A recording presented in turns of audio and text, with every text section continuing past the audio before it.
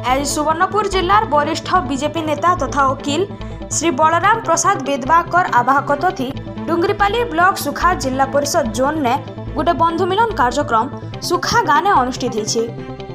ई कार्यक्रम ने शह शह बीजेपी कार्यकर्ता जोग देथिबार देखा देइछे। ई बंधु मिलन ने कहनी निर्दिष्ट राजनैतिक दल रो सपक्षती ई बैठक ने चर्चा नहीं किंतु ई बैठक ने श्री बलदेव बेदवाकर ब्लॉक रो सांप्रतिक राजनैतिक परिस्थिति और सोनपुर जिले में विस्तृत वर्णना करथिले।